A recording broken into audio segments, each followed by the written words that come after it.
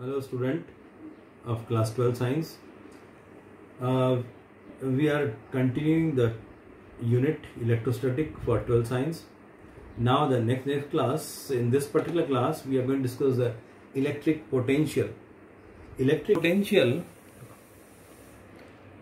potential at a point is defined as the work done in moving a unit test positive charge from infinity to that point against electrostatic force of electric field of source charge, irrespective of the path followed without acceleration. That is your electric potential. To make it very quick, the better is to understand now from this particular point. Now just to see another definition of this electric potential is defined as the electric potential energy per unit charge, or other definition is there, it is a physical quantity which determines the flow of charge from one body to another body, right? Now if we are going to discuss about that, it's a formula. Potential is equal to work done, that is the charge. Work done means your total electrostatic energy by test charge, means U by Q naught. V is equal to U by Q naught. It is a scalar quantity. And if we are going to write the unit, SI unit of the potential, that is the 1 volt, which is equal to 1 joule by 1 coulomb. It's a dimension formula, ml square t minus 3 a to the power minus 1. Very simple. Work done, you have to find out the dimension of the work done. Work done means of F into displacement by charge. So this is the way how we are going to do it. This potential is conservative in nature, means it is path independent. It does not depend on the path. Then comes the potential difference. Potential difference between 2 points in an electric field is defined as the work done in moving a unit positive discharge from one point to another point against electric force, irrespective of the path followed. Means here again the potential difference, that is the electrostatic potential energy by test charge. This is the potential difference. Then comes to the point electric field. You have to find out the expression for the electric potential due to a point charge. Just you see this particular diagram of my notes. Here the one charge, source charge, that is the Q is there, and A point is here, and here the infinity.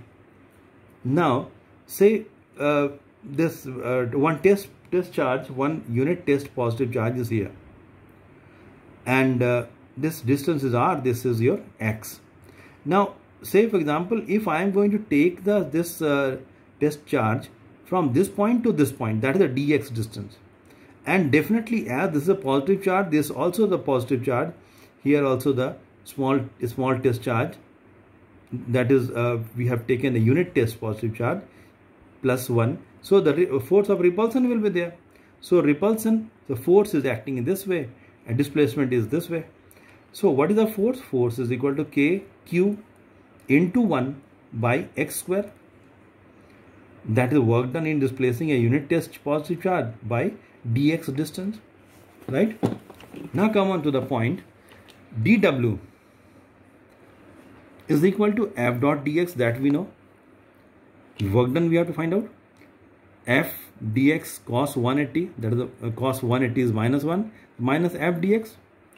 Dw is equal to minus q by 4 pi epsilon naught x square into dx. Same thing which we have discussed. Now the total work done, integration of dw is equal to minus of integration of this q by 4 pi epsilon naught by x into dx by x square. Now from where to where we have to take the test charge? From infinity to the point r, that is the limit, lower limit, upper limit. Then dx by x square we have to just integrate, we will get the minus 1 by x, infinity to r. So W is equal to Q by 4 pi epsilon naught 1 by R minus 1 by infinity. 1 by infinity is 0. So ultimately V is equal to W is equal to V, which is the electric potential, because we have taken the unit test positive charge Q by 4 pi epsilon naught into R. That is your expression for the potential at a point Q by 4 pi epsilon naught. Now come on to the point here which we have discussed, the facts. V is inversely proportional to 1 by R to R, and electric field intensity 1 by R square. Now interesting, this question asked in the CBSE exam also, board. If Q is greater than 0, that is a positive charge, you have to draw a graph between E or V and R, and if the Q is less than 0, that is a negative charge, then also you have to draw. In the first one, just to see how the graph is there, the E, which varies as a 1 by R square. So this is the graph for E, and this is the graph for the potential. You have to remember, if the positive charge, if the negative charge is there, Q is less than 0, then the graph is in the fourth quadrant. E is in this way and V is in this way. That question asked in the exam. Clear?